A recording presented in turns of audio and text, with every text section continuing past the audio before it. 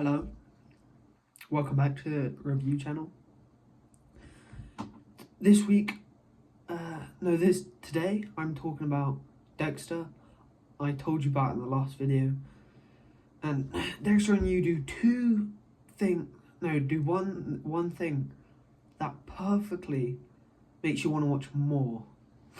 And when I was watching Dexter, I found that him talking to you, instead of him talking to you as well as in normal scenes of the movie, him talking to you in the background made me feel so much closer to the character, which made me want to watch more. I want to find out what happens next, and then it just pushes you to watch all of it, which is what I love about it. And then after I finished Dexter, I wanted to find out everything I could to see if season 9 was coming out, and I found out it was by Dexter New Blood, which is not as good as Dexter original, but it lives up to the hype about Dexter, what Dexter did. And let's do a recap about Dexter.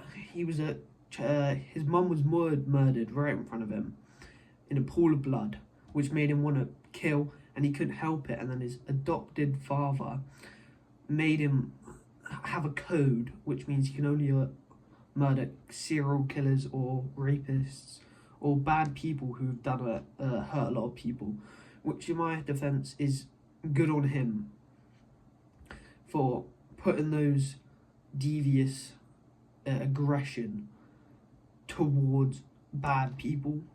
But he's still a bad person nonetheless, but he could have saved more lives than he killed. In total, he killed about over 120, somewhat around there.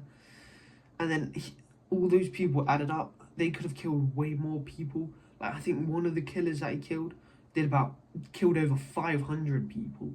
And if he was still alive, he could have killed over another 100 or so. And it could have been way more. I don't know.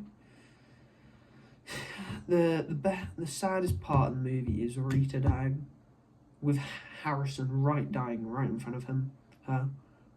By far, that was sad, because Rita not really carried. She's a main character that everyone who watched Dexter basically loved. Not as basically loved as a character, because she's nice, kind. And then you get Dexter, who kills for a living and is a police blood splatter analyst as well.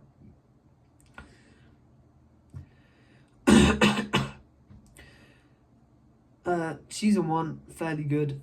I'm gonna briefly go over them. I'm not gonna name every season rating, because there's over 8, actually probably 9, yeah. And then season 1 is not the best one, but the little intro on the boat is good. I love it. It's amazing.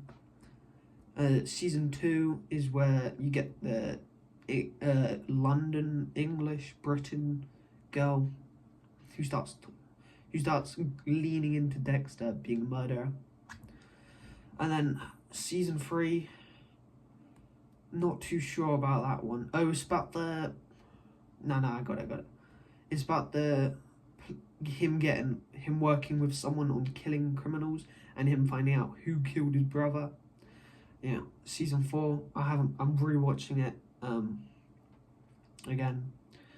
And then all the rest of the seasons, they stayed the same. What I'm trying to say is, the first season is good, and it carries along with that momentum, pushing it higher and making it seem like a better series than it might have been. So season 1 starts off with a big bang, like the start of the universe, and then eventually it kind of pushes it forward, just like the universe does.